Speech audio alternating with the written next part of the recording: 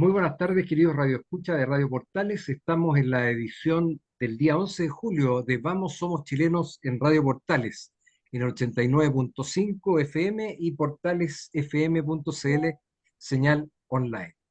Junto a Cristian Fuentes y Chantal de Robert de la Madotier, le damos la más cordial bienvenida y esperamos hoy día tener una entretenida entrevista con un invitado muy especial. Como siempre también saludamos a don Luis Salinas, a don Claudio Alvarado y Marco Leblanc en los controles. Así que gusto verlos nuevamente, queridos amigos de Chantal, Cristian. Ya vamos a presentar a nuestro invitado y los dejo en el micrófono para que ustedes también puedan saludar. Hola, muchas gracias.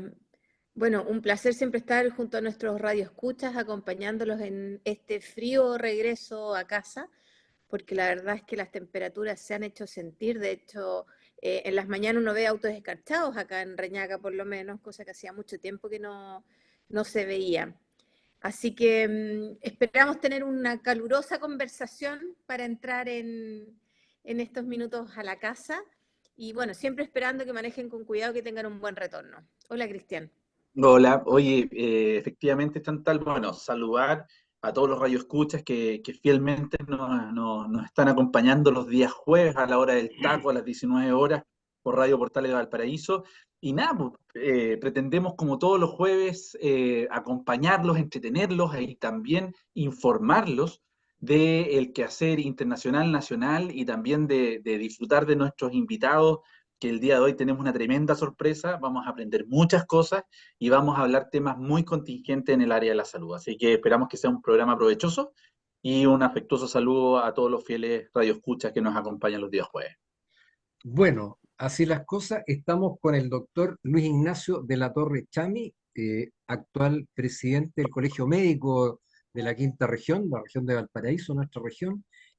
Así que, Ignacio, te damos la más cordial bienvenida y esperamos aprender mucho y te vamos a estrujar seguramente con algunas preguntas porque siempre hay mucho desconocimiento, muchas críticas y muchas críticas hacia el sistema de salud pasan por la ignorancia o desconocimiento que tenemos a veces los recurrentes al sistema de salud. Así que bienvenido y muchas gracias por acceder a esta invitación. Gracias a ustedes por la invitación y como he estado haciendo hace un tiempo ya, todo espacio que esté disponible para precisamente comunicar, conversar, tratar de entregar algunos conocimientos en el área sanitaria que permiten no solo mejorar la utilización de la red, sino que muchas veces tomar mejores decisiones. Porque fíjate que cuando se habla de salud, muchas veces todos pensamos en salud cuando la perdemos. Y es precisamente en esa pérdida, cuando necesitamos una atención de salud, que nos preocupamos sobre el sistema. Pero en realidad, la verdadera preocupación de la salud y la medicina, y desde un enfoque biopsicosocial, es precisamente qué cosas podemos hacer en lo cotidiano para conservar nuestra salud y tener una vida plena y evitar la enfermedad. Eh, Entendiendo de esa forma que cada vez que tenemos un paciente que consulta un hospital, hay toda una cadena de eventos previos donde la prevención fracasó, donde la promoción de estilo de vida saludable fracasó. Y un ejemplo muy simple, y me lo encontré el otro día, lo comento porque es muy bueno, ahí quienes nos están escuchando lo pueden buscar después en sus celulares. Hay un video que muestra un adulto que está sufriendo un infarto cardíaco y mientras el equipo de salud está tratando de reanimarlo, el video se empieza a ir en el pasado y empieza a mostrar a este niño muy chiquitito jugando con una consola y con una mamá que le está entregando un plato de comida chatarra y una serie de golosinas, y el niño empieza a crecer y cada vez los platos son más grandes y van mostrando cómo desarrolla una conducta de alimentación, una conducta de sedentarismo, una conducta de riesgo cardiovascular, y luego vuelve al presente donde está esta persona siendo reanimada. Entonces, ¿qué nos están diciendo? Nos están diciendo que esa patología, ese evento agudo, que hoy día nos duele, que hoy día nos preocupa, en realidad se empezó a construir en muchas malas decisiones que podemos haber tomado hace 20, 30, 40 años atrás. Perfecto. Bueno, el doctor de la Torre es especialista en ginecología y obstetricia en la Universidad de Valparaíso. También ha efectuado una serie de cursos de posgrado, tanto en la parte médica como de gestión de instituciones públicas y privadas de salud. Es máster en dirección y gestión sanitaria de la Universidad de Barcelona. También ha detentado el cargo de subdirector médico subrogante en el Hospital Van Buren, académico en la Escuela de Medicina de la Universidad de Valparaíso, eh, consejero, secretario y actual presidente del Colegio Médico de la región y tesorero y vicepresidente de la Fundación de Asistencia Legal. Eh, y en el poco rato libre que le queda para desarrollar toda esta actividad también se dedica al fútbol amateur y bueno, así que bienvenido nuevamente, Ignacio. Y bueno, hay varias consultas seguramente que te las vamos a ir haciendo, pero como es norma, vamos a leer rápidamente algunos titulares que nos han llamado la atención en lo que ha transcurrido esta semana. En lo internacional, por supuesto, las presiones demócratas a Joe Biden para que se baje la carrera presidencial. Probablemente ahí la señora Harris capaz que termine siendo la primera presidenta de Estados Unidos. También protestamos ante la Cancillería de Colombia por los dichos del presidente Petro respecto al proceso que mantiene el exalcalde Jadwe y que lo tiene detenido en estos momentos. También llama la atención en lo internacional el ataque que realizó Rusia a Kiev con misiles y destruyó un hospital de niños, el más importante de la capital ucraniana, que dejó 38 muertos. Mientras tanto, en Estados Unidos se realiza una nueva cumbre de la OTAN, donde por supuesto el tema principal es Ucrania, pero con varios de sus líderes que hoy día están muy preocupados de las reelecciones o los procesos eleccionarios. Una segunda vuelta en Francia finalmente no deja ganadores claros. La derecha de Le Pen no logró repetir el éxito de la primera vuelta y por supuesto que tiene a un presidente Macron complicado.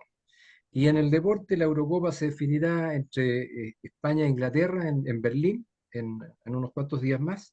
Y la Copa América parece que Argentina estaría repitiendo el éxito en esta Copa. Vamos a ver qué es lo que transcurre.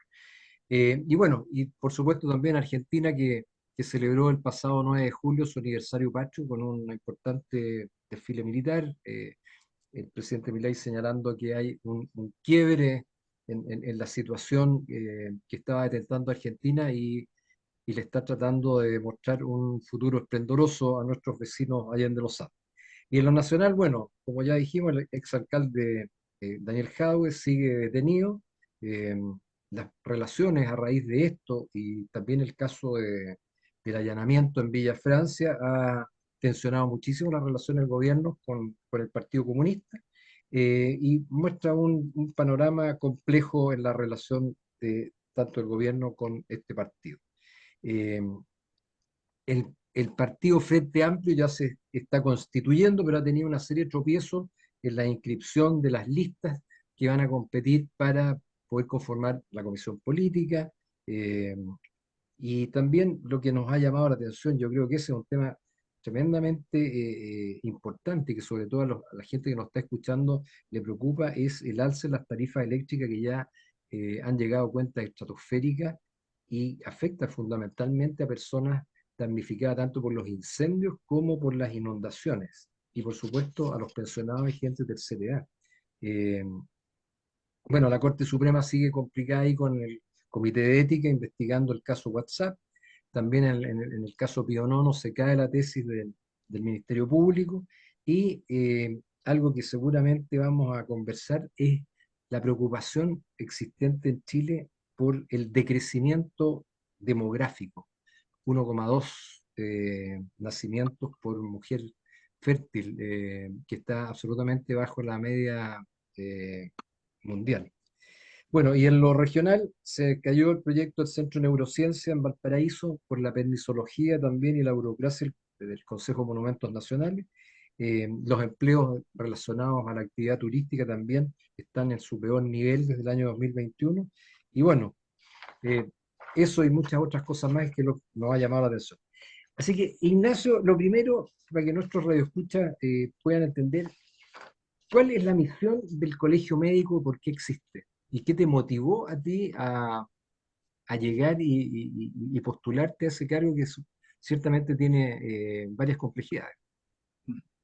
Bueno, el colegio médico es un colegio profesional que es, agrupa a la gran mayoría de los médicos de nuestro país, y creo poder representar que las dos grandes preocupaciones que tiene nuestro colegio profesional es permitir la mejora de las condiciones de salud de la población y y el mejor ejercicio de la profesión entre quienes la desempeñan.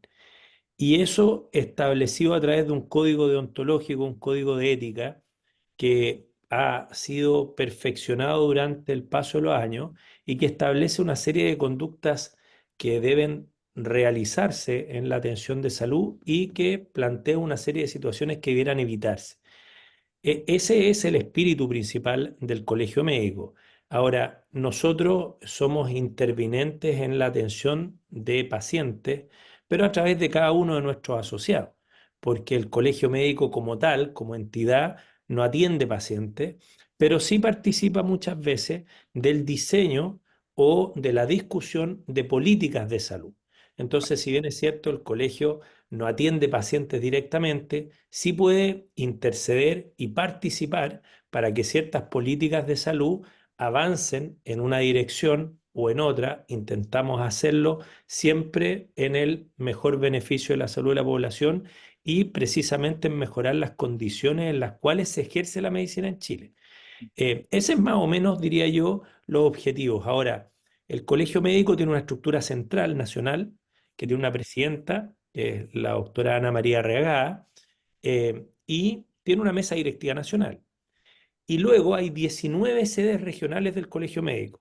Yo, como presidente de Valparaíso, tengo un consejo directivo también, somos el segundo consejo regional más grande. Está Santiago primero, después viene Valparaíso, después Concepción, y después hay otros desde Arica hasta Magallanes.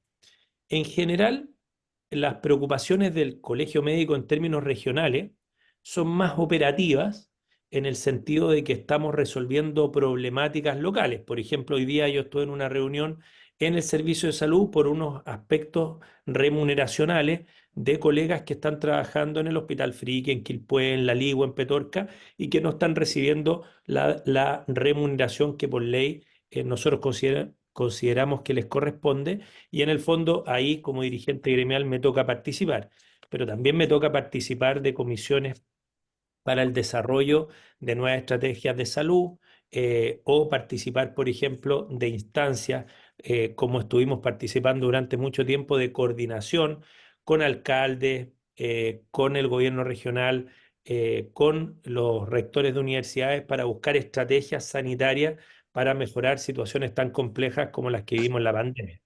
Ese es más o menos lo que hacemos. ¿Y por qué llegué ahí? En realidad, yo estudié en la Universidad del Paraíso, ahí estudié mi pregrado entre el 96 y el 2002, y también hice ahí mi especialidad en ginecología y obstetricia, y muchos de mis profesores siempre nos plantearon que el correcto ejercicio de la medicina era en una combinación de la atención clínica de un paciente, o sea, el tú a tú, en un box de urgencia, en un quirófano, pero también había una parte que tenía que ver con la gestión de los recursos, el uso eficiente de los mismos, para poder atender mejor a más pacientes, y también había una responsabilidad que tenía que ver con la agrupación de todos quienes ejercen la profesión para tratar de buscar mejoras en los sistemas precisamente a través de el trabajo colaborativo.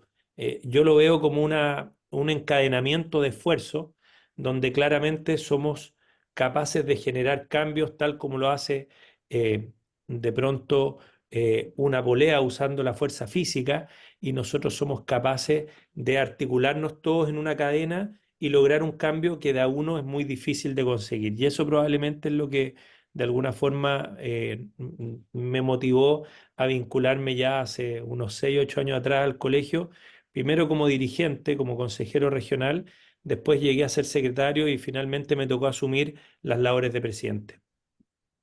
Gracias. Chantal, seguramente tú tienes una consulta para Ignacio. Yo tengo, o sea, siempre me confundo. Hoy día tenemos varios centros de salud y encontramos con que algunos están colapsados. Por lo tanto, puede ser algún error como parte del usuario en el fondo, que vamos equivocadamente al centro. Entonces, hoy día hablamos de SAPU, hablamos de CEFAM, hablamos de hospital. A mí me gustaría, Ignacio, que nos contaras, uno como usuario, cuándo y a dónde debe de ir, porque finalmente hay un costo de por medio. Seguramente que yo vaya al CEFAM o que yo vaya al hospital, tienen costos distintos, tanto para el hospital como para el usuario. Entonces, ¿cuál es el orden y qué es cada una de estas instituciones? ¿Qué es lo que ven? ¿Qué es lo que atienden? Mira, es muy buena tu pregunta y nos lleva necesariamente a hablar un poco de cómo está nuestra red de salud en Chile. Entonces hay que partir diciendo que en Chile nosotros tenemos garantizado de alguna forma el acceso a una atención de salud y la enorme mayoría de la población está asegurada en su atención de salud por FONASA, que es el Fondo Nacional de Salud. Eso significa que si la persona es trabajador, dependiente o independiente, esto último hace pocos años atrás, las personas, una parte de su remuneración va al fondo de salud. Si tú no tienes trabajo, tú también vas a tener cobertura de FONASA, pero vas a estar en un tramo de las personas que son consideradas que no tienen ingreso y por lo tanto también vas a tener cobertura, pero no vas a estar aportando directamente desde la previsión social. También algunos impuestos y algunos porcentajes, por ejemplo, el IVA, impuesto al alcohol, al tabaco y a los combustibles, también aportan a este fondo de salud que hoy día existe. Otras personas que tienen ingresos generalmente un poco más altos pueden optar y no derivar ese 7% de salud a su plan individual de FONASA, sino que lo pueden derivar a una institución privada que se denomina ISAPRE.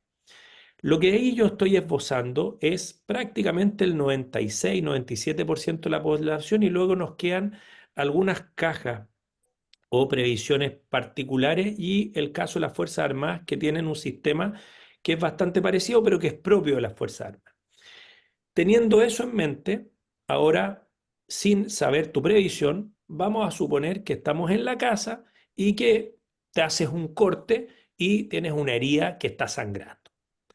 Importante que nosotros le hayamos enseñado a la gente hace varios años atrás que cada vez que hay un corte, si se hace una compresión con un pañito limpio, vamos a ayudar a que sangre menos y vamos a minimizar el daño.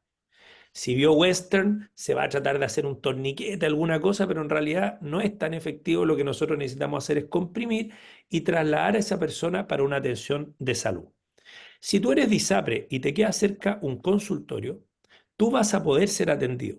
La diferencia es que el valor de esa prestación la vas a pagar tú y la va a reembolsar de alguna forma tu aseguradora privada que es ISAPRE.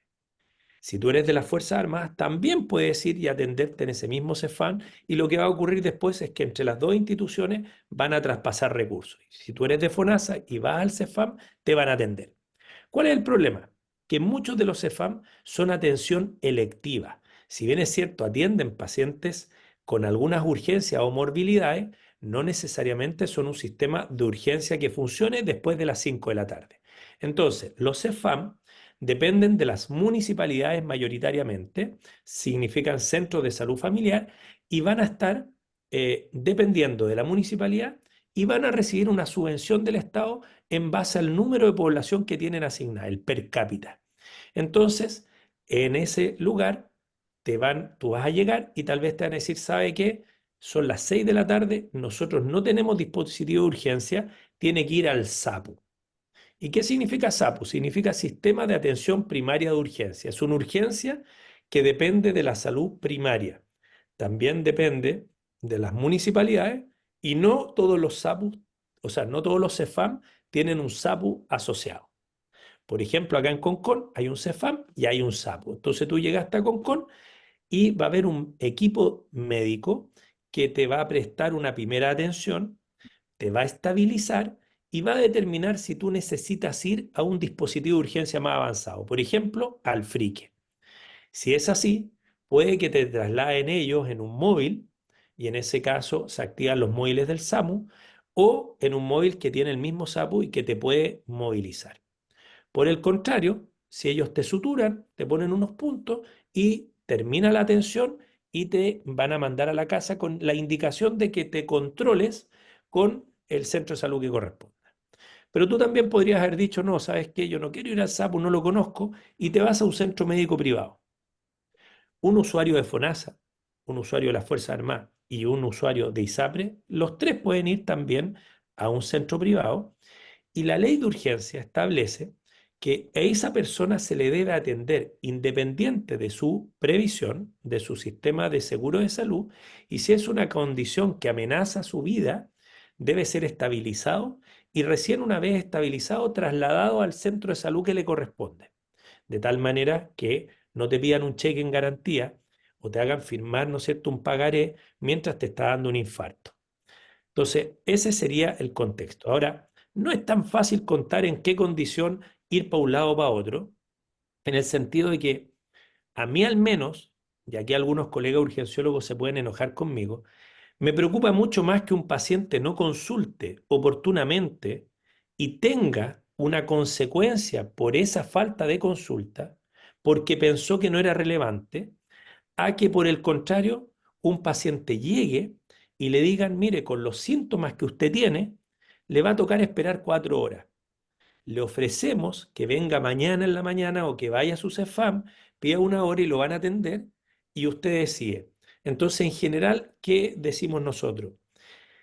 Cualquier condición de salud o de deterioro de salud que se presenta abruptamente, que presente una condición en que la persona no puede respirar bien, no se puede mantener de pie, no está lúcida, no está comunicándose de manera clara o fluida y antes lo hacía, no puede moverse con normalidad o tiene un dolor que es muy intenso y que no se logra manejar, probablemente ese es un grupo de condiciones en las cuales tú tienes que consultar en el dispositivo de urgencia más cercano.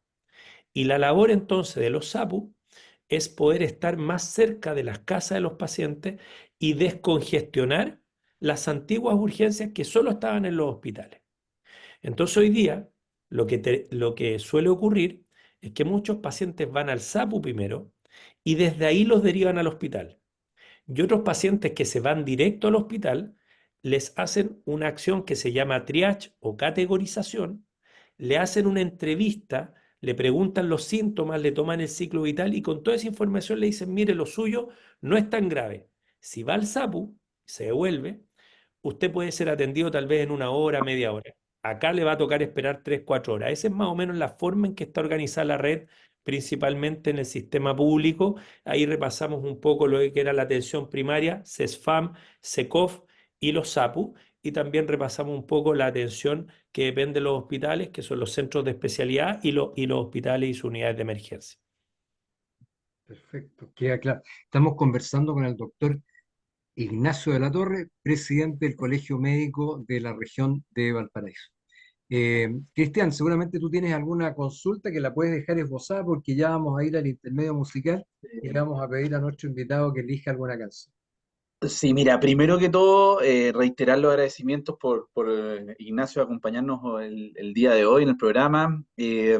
Soy testigo de la calidad de persona que es Ignacio con sus pacientes, con el equipo, también con quien trabaja. Es un hombre que de verdad tiene un sentido de vocación tremendo en el ejercicio de la profesión y eso se valora mucho porque de repente uno se encuentra con algunos doctores o médicos o distintos profesionales del área de la salud en particular que no empatizan mucho. Y en tu caso eres el fiel ejemplo de lo que uno está buscando siempre, de poder encontrar esa contención y empatía desde el punto de vista de la salud. Jugaste un rol fundamental en el área, en el momento de la pandemia, ¿cierto? Fuiste un vocero tremendamente importante desde el punto de vista del área de la salud.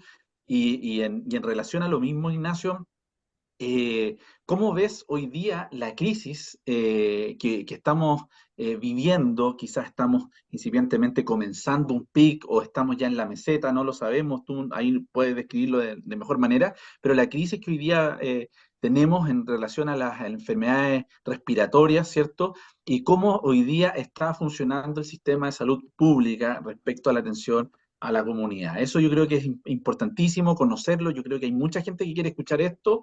¿Qué mejor en boca del presidente del Colegio Médico? Pero vamos a ir a un intermedio musical, así que siempre con nuestro invitado, Ignacio, dejamos abiertos los micrófonos para que puedas pedir una canción de tu gusto y le pediremos a Claudio Alvarado ahí que que la busque rápidamente para que nuestros radioescuchas también la puedan escuchar. Excelente. Bueno, vamos a pedir entonces, Claudio, que busques por ahí Calaveritas de Ana Tijoux, una canción que para mí es muy importante porque me recuerda siempre a un compañero de curso de medicina que lamentablemente falleció y con esta canción lo despedimos. Y tal como dice la letra, él creo siempre que está por ahí presente acompañándonos en el ejercicio también de nuestra profesión de la medicina. Bueno, vamos entonces al intermedio con Calaveritas de Anita Tijoux. No nos dejen, ya volvemos. Regresamos de la pausa musical de esta canción de Anita Tijoux, que Ignacio comentó y que le trajo lindos recuerdos de un colega muy querido también de él y yo creo que todo su equipo también de generación. Ignacio, mira, yo te estaba consultando antes de la pausa musical respecto al rol que jugaste primero que todo en pandemia, que yo creo que fuiste un hombre clave, ¿cierto? En cuanto a la vocería, muchos te vimos en muchos matinales, estuviste en cuantos programas de radio que hay, ¿cierto? Eh, en tema de medios fuiste muy potente. Y por otro lado también, has sostenido un comportamiento en el tiempo en relación a distintos diagnósticos, opiniones y recomendaciones importantes hacia la ciudadanía. Y hoy día, si bien no tenemos una pandemia dirigida específicamente al COVID, sí tenemos otro tipo de afecciones. Entonces, ¿cuál es tu diagnóstico en relación a lo que hoy estamos viviendo en enfermedades respiratorias? ¿Cómo está comportándose el servicio público, ¿cierto?, respecto a las atenciones y cuáles serían tus principales recomendaciones a enfrentar el fenómeno que hoy día vivimos? Bueno, lo primero es que a la quinta región, de acuerdo a estadísticas nacionales e internacionales, y especialmente si nos vamos a la comuna de Valparaíso, le faltan infraestructuras sanitarias, le falta. Nos faltan dispositivos de salud mental, ambulatorios, nos faltan dispositivos de salud y camas de salud mental hospitalaria, y nos faltan camas de básicas, medias y críticas en toda la red. Nos faltan quirófanos y nos falta más producción quirúrgica. Y esto, para refrendarlo con algunos números, esta semana la subsecretaría entrega el informe de las listas de espera hasta marzo del 2024 y se comparan con los 2023. Y para que ustedes se hagan una idea, en nuestra región, solamente sumando el Viña Quillota y el Valparaíso San Antonio, o sea, dos de los tres servicios, no estoy sumando Concagua, tenemos cerca de 200.000 personas esperando en promedio 340 días la primera consulta a un especialista. ¿Qué significa esto? Ante la pregunta de Chantal, tú tenías dolor de guatita, fuiste al CESFAM, te vieron, un médico general o un médico de familia estimó que tu dolor amerita que te vea un gastroenterólogo y a ti te va a tocar esperar en el sistema público entre 320, 360 días en nuestra región. Eso en promedio. Estos son tiempos de espera promedio. 200.000 personas en esa condición. Y si hablamos de una operación, o sea, te evaluaron y dijeron, sí, acá lo que hay que hacer es operar. Nosotros tenemos cerca de 28.000 personas de nuevo, entre Viña del Mar, Quillota y Valparaíso, San Antonio, esperando una intervención. Que ojo, del 2023 al 2024 los tiempos de espera bajaron cerca de 80, 90, 100 días, pero en intervenciones quirúrgicas significa 540 a 560 días de espera promedio. Entonces, ¿por qué ocurre eso? ¿Por qué tenemos personas que tienen un padecimiento de salud? Existe un diagnóstico que requieren una determinada intervención o la concurrencia de un determinado especialista y no les damos la atención. Principalmente porque el sistema tiene una deuda y es lo que se conoce como la deuda hospitalaria, la deuda del sistema de salud. Y esa deuda tiene una manifestación en seres humanos y esa manifestación es tiempo de demora en responder a lo que requieren. Eso para situaciones que no son urgentes, porque cuando lo que a ti te afecta es urgente, tú vas a ir a la urgencia. ¿Y cómo se manifiesta la carencia de recursos cuando nosotros tenemos esa consulta de urgencia? En que no hay un box adecuado para atenderte, que no hay una camilla adecuada para examinarte, o que pasen muchas horas para atenderte y que pasen muchas horas e incluso días antes de que tú puedas pasar de una camilla a una cama en el hospital. Y eso tiene implicancias. Desde nuestra perspectiva, nos hace ejercer una medicina y una atención de salud inadecuada, arriesgada, con estándares de calidad menores. Del punto de vista del paciente y su familia, significa la desesperación muchas veces de decir, pucha, si tuviera los recursos, voy a otro lugar y me salto la lista de espera. Y esa situación ocurre con más frecuencia que la que uno quisiera. Y es que muchas personas entonces ven esta situación y dicen, me llevo a mi familiar a otro lado. Y pese a que hay un sistema que financia estas atenciones, que lo conversábamos antes de la canción, pese a que está esa red, la red no me funciona en este momento y yo termino asumiendo un gasto de bolsillo. Y ese gasto de bolsillo para nosotros significa que 1 de cada 3 pesos del presupuesto familiar de un chileno o chilena se destina a salud. Entonces, esa es una situación que para nosotros la pandemia generó y manifestó y la relevó mucho, porque antes de la pandemia, esto a veces aparecía en las noticias cuando en pleno invierno teníamos unos hospitales en Santiago donde mostraban gente con unas mascarillas, otros en el suelo, unos familiares reclamando, pero no era una situación que todos palpáramos o la viéramos tan cercana. Yo considero que la pandemia fue una tremenda oportunidad para haber enseñado a la ciudadanía un conjunto de medidas para prevenir la enfermedad, pero también haber entregado otras herramientas para la toma de decisiones. Y eso yo siento que lo perdimos, porque en muchas ocasiones se optó por prohibir determinadas conductas o sancionar, por ejemplo, el no usar una mascarilla o el no vacunarte, en vez de sembrar a través de la educación, que es más lento, pero rinde frutos mucho más duraderos, sobre cómo lo hacen los asiáticos, de por qué es tan importante usar una mascarilla. Entonces, este año yo me he mantenido en distintos medios tratando de explicar que las infecciones respiratorias se contagian principalmente por compartir espacios cerrados, mal ventilados con otras personas. Y en la medida que tú usas una mascarilla como la N95 o ventilas los espacios, tú reduces el riesgo de contagio. ¿Y cuáles son esos lugares hoy día tan peligrosos? El metro, el tren, la micro, un colectivo, una oficina de atención a público que no tiene buena ventilación, las salas de clase. Pero nosotros tenemos que entender que las salas de clase cumplen un rol muy importante en el desarrollo de los niños y por lo tanto no nos podemos quedar de brazos cruzados. ¿Y qué hizo el resto del mundo? Mientras aparecía la evidencia científica, empezó a implementar sistemas de filtrado y recambio de aire en las salas, en las oficinas, en los medios de transporte, de tal manera que tú puedes viajar y una maquinita te va limpiando el aire, va eliminando los virus y las bacterias y reduce el riesgo de infección. Nosotros, en cambio, nos quedamos sin hacer ningún avance en mejorar las políticas de las condiciones del aire que respiramos. Y eso nos expone todavía y nos deja en esta incertidumbre de qué es lo que nos va a traer el invierno. Si nosotros usáramos la tecnología y educáramos en torno a la prevención, daría lo mismo la circulación de muchos virus porque estaríamos constantemente preparados para contrarrestarlo. ¿Qué pasó este invierno? Alta circulación de influenza, se adelantó y llegó incluso antes de la campaña de vacunación del gobierno.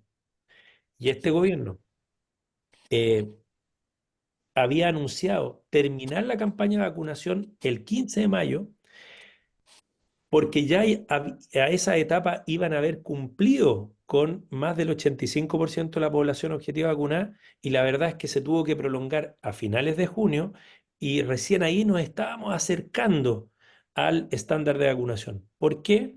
Porque hoy día hay más resistencia a vacunarse, se necesita llevar la vacuna a las personas y no esperar que las personas vengan a vacunarse y esas son estrategias que requieren cambios de paradigma. Hoy día nos dimos cuenta que funcionaba mucho mejor activar un dispositivo de vacunación, por ejemplo, en una estación del metro, que decirle a la gente todos los días vaya a vacunarse. Porque las personas no interrumpen su vida cotidiana para vacunarse. Pero No, en el si la vacuna, supermercado. o en el supermercado, o en el mall, pero si la persona se encuentra con un dispositivo de vacunación, se vacuna. Tenemos una alta adherencia a la vacuna, pero la vacuna tiene que estar en tu circuito. Si no está Claro. ahí, cuesta mucho. Ese es un aprendizaje que quedó en la pandemia y yo siento que este año al menos no se utilizó hasta que reaccionamos producto de las altas cifras que tuvimos de, bueno, enfermedad por virus influenza A y muerte por esta causa. Oye, pero es un tema de comportamiento del chileno, porque nos pasa lo mismo con la lluvia, por ejemplo. Oye, es un lecho del río, no hay que construir.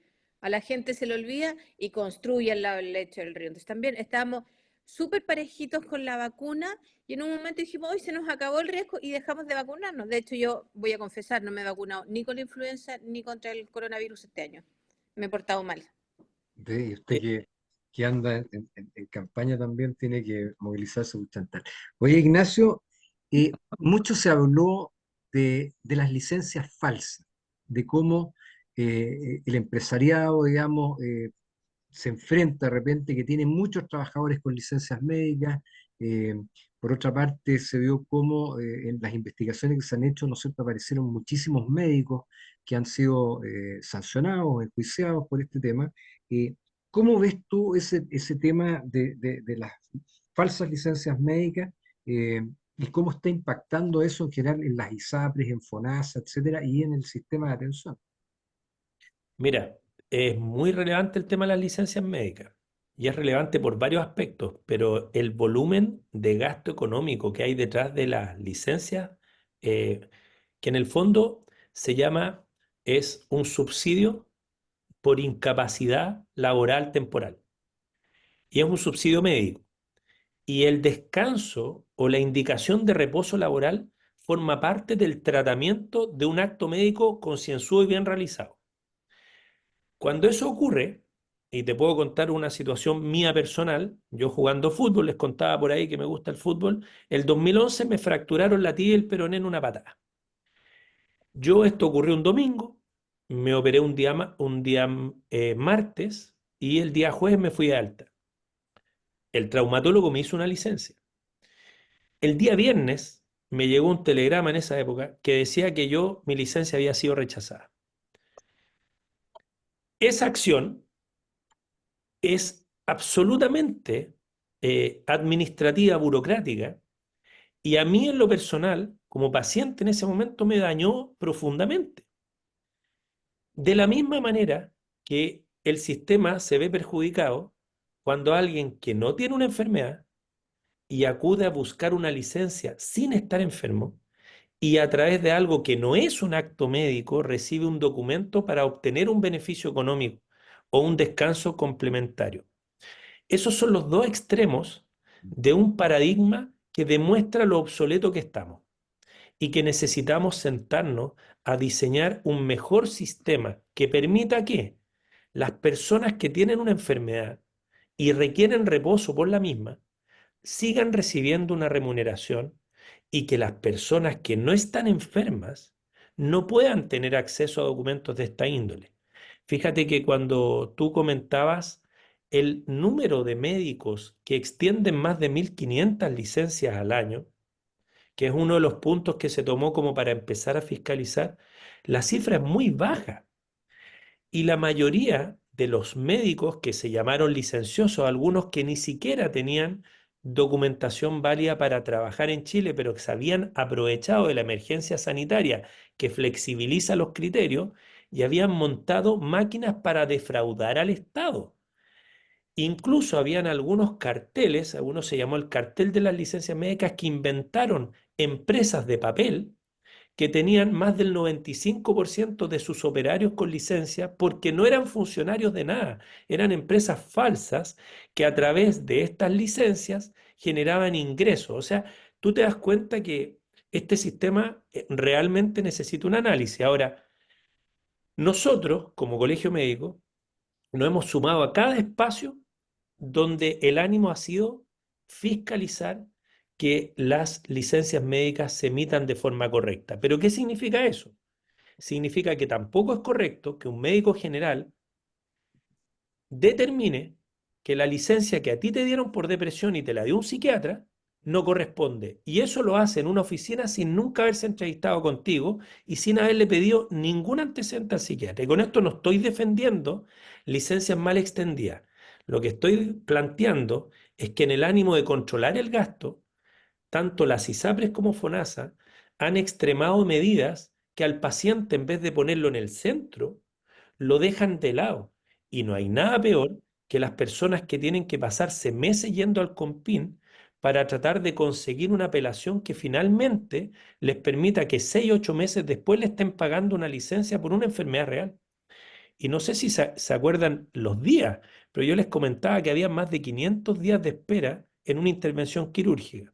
Entonces les puedo contar que cuando yo estaba en el Bamburen como jefe de pabellones, tuvimos una persona que llevaba 8 años esperando una cirugía de prótesis de rodilla. Esa persona estos 8 años no podía trabajar y vivía yendo a buscar la licencia que le correspondía. Apenas se desplazaba.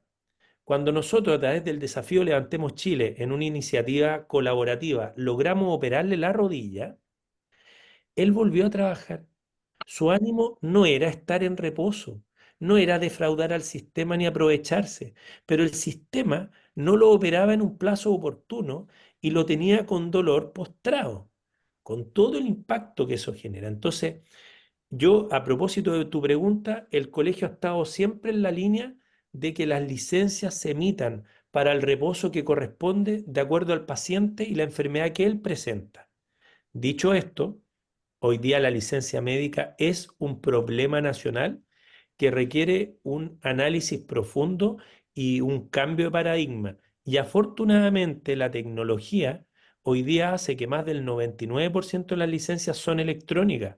Por lo tanto, el ente fiscalizador puede prácticamente en cosa de horas saber cuántas licencias emite cada médico y cuántos pacientes atendió en ese periodo de tiempo, sacar algunos ratios y tener algunos indicadores. Uno de los médicos que se denominó licencioso emitía prácticamente una licencia cada 2 o 3 minutos. Eso claramente no es un acto médico, eso es un acto de defraudación del sistema. ¿Y cuál es lo que a nosotros nos incomoda? Que nosotros, aunque sabemos que eso está éticamente incorrecto, aunque lo llevemos a un juicio ético de sus pares, lo sancionemos, él puede seguir ejerciendo la medicina. Por- Sí. Hoy día con las herramientas de inteligencia artificial también debiera de ser más fácil poder detectar esos casos, tal como dices tú. Pero también, Chantal, poder acceder y exigir como pacientes que cuando tú tienes un descanso que está justificado, no te lo puedan restringir unilateralmente sin evaluarte. Y este tema en la salud Mm, mental es súper complejo. sí, A mí me ha tocado como ginecólogo extender certificados a pacientes que tienen, por ejemplo, parto prematuro, que es una condición que aumenta el riesgo de prematurez. Y la prematurez es uno de los peores dolores de cabeza que tenemos porque los recién nacidos prematuros pueden tener todas las complicaciones que ustedes se imaginen, y partiendo por la muerte. Mm. Y resulta que de repente a las pacientes que están en reposo les rechazan el reposo pese a que hemos llenado todas las casillas de la licencia electrónica, le hemos puesto todas las justificaciones. Y uno tiene que hacer certificaciones, la paciente pasa por un estrés adicional de tener que presentar documentos. Y lo fome es que ninguna de esas atenciones tiene por objetivo ver y ayudar a la paciente. Eh, no es disponibilizar recursos para que ella esté mejor, sino que es que para evitar a los pillos, los meto a todos en el mismo saco. Sí. Entonces podemos la inteligencia artificial precisamente para pillar a los que están haciendo trampa y acoger los descansos que corresponden sin interrupciones de quien está correctamente, digamos, emitido. Porque además, Ignacio, tal como tú hablas del parto prematuro, por ejemplo, yo tuve mellizo 34 semanas y te mandan a reposo absoluto. Por lo tanto, ¿cómo puedes acudir al COMPIN si tienes reposo absoluto? Te pones en riesgo a ti y a los niños que vienen en camino. Entonces, la verdad es que es algo muy importante que tú hables. Lo otro que hay enfermedades que, por ejemplo, tú dices, en tu caso, cuando te operaron, tú tienes un certificado de una operación, por lo tanto es lógico que post operación venga una licencia, o estás con pre o postnatal, que si estás con postnatal tienes una licencia obvia y también te la rechazan, entonces como ilógico ciertas cosas que son obvias que sí se están produciendo e igual te las rechazan. oye, Exacto. Ignacio, Mira, nos quedan re pocos minutos y la verdad que nos encantaría, y yo creo que a los radioescuchas que nos están siguiendo también les encantaría seguir escuchando. Y tú eres miembro integrante de la directiva del FALMED, ¿no es cierto? Que es la Fundación de Asistencia Legal que se creó precisamente para defender casos médicos cuando eran demandados por situaciones, a veces por falta de información, qué sé yo, un error en una operación, etcétera. Si nos puedes resumir en un minuto cuál es la labor específicamente y cuáles son los casos más emblemáticos que se han generado y que llaman a defender a los colegas médicos ante situaciones que se judicializa la medicina. Mira, principalmente la labor de Falmet, tal como tú dices, es permitir que los médicos ejerzan y las médicas ejerzan su labor en un contexto seguro. Y eso hoy día es un poco más amplio que solamente las defensas médico-legales que se producen cuando hay un disenso, ¿no es cierto?, entre una acción médica y su resultado. Y esto puede ser desde un diagnóstico equivocado o un diagnóstico que planteó un tratamiento y el resultado no fue el que se buscaba, una complicación, y esas son las causas más comunes: complicación de un procedimiento diagnóstico, una endoscopía que se produjo una perforación. Y claro, todas esas situaciones están descritas, pero a veces no han sido bien comunicadas, o un paciente muy grave, muy complejo, que tiene una hospitalización en UCI con una alta mortalidad, pero bueno, trae el fallecimiento, por ejemplo, se produce un reclamo y hoy día hay toda una institucionalidad. Y está la institucionalidad penal y están las demandas criminales, ¿no es cierto? Está también la institucionalidad civil y están las demandas en la justicia civil, pero también está en la parte administrativa, sumario administrativo, y también nos ha tocado hacernos parte y defender a colegas de agresiones que ocurren en su acción de salud. Nosotros como Falmet, si bien es cierto, hay una asistencia legal, uno de los pilares más importantes que nosotros buscamos es la prevención de las situaciones médico-legales, y eso lo hacemos a través de la educación. Y nosotros tenemos entonces cursos por una medicina de excelencia, donde estamos transmitiendo las mejores formas de ejercer la medicina para reducir estos riesgos médico-legales. Porque en otros países la fórmula frente a la judicialización de la medicina es ir teniendo seguros cada vez más caros, porque si te demandan, tenés un seguro. Pero lo que termina ocurriendo en esos países, y el emblema de Estados Unidos, es que esas atenciones médicas se van volviendo cada vez más caras, porque en cada atención hay una parte del seguro que estás pagando, si en definitiva pasa a ocurrir eso. Entonces, eh, quienes crearon la fundación ya hace más de 25 años, vislumbraron que una de las formas de reducir la judicialización era precisamente mejorando la defensa y la información por una parte, y por otra parte educando para reducir las condiciones de riesgo. Entonces, conversábamos un poco antes de lo que era, tengo un hermano que es aviador naval, y lo que es el checklist antes de despegar. Bueno, nosotros también tenemos ese checklist, pero hace 25 años no había. Y hoy día, cuando yo opero a un paciente, lo primero que ocurre antes que lo anestesian, me piden que yo diga su nombre, que diga qué enfermedad tiene, que diga de qué la voy a operar y de qué lado la voy a operar, que diga, por ejemplo, qué complicaciones pueden haber. Le van a preguntar a mi instrumentista quirúrgico si tiene todo el material necesario, le van a preguntar al anestesista si tiene todo lo necesario, y después de eso despegamos. Bueno, esto es una práctica de cirugía segura, y Falmet lleva años propiciando, como también otras agencias lo solicitan. ¿Pero por qué ocurre esto? Bueno, porque hubo casos emblemáticos, como ese caso, ¿no es cierto?, en el cual operaron de la cadera a un juez, ¿no es cierto?, y le operaron la cadera que en ese momento se decía equivocada, y eso impactó tanto que genera cambios. Bueno, mi idea es que estos cambios, y es la labor que hemos tratado de hacer a través del Departamento de Docencia de Falmet, no tenga que pasar una situación tan icónica precisamente para generar cambios. Podemos sembrar pequeños cambios a través de la educación, a través de el entrenamiento y sobre todo a través de una práctica segura de la medicina, y ese es un poco el enfoque que hemos estado dando. Por eso tenemos un campus educativo a través de Falmet, y por eso hacemos actividades educativas prácticamente todas las semanas. Bueno, muchas gracias, Ignacio.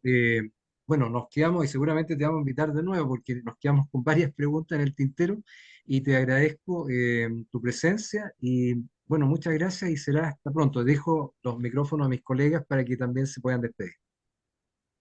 Así es, bueno, siempre dar las gracias a nuestros radioescuchas, esperar que hayan llegado sanos a sus casas y que hayan pasado un buen momento, que hayan aprendido sobre la salud en Chile, la salud en nuestra región sobre todo, porque siempre tenemos duda de cómo usar mejor nuestro sistema, la prevención, que seguramente es mucho más barato ir controlarnos a llegar a tener una hospitalización o una enfermedad grave, que tal como tú explicaste puede pasar un año a que realmente nos vea un especialista.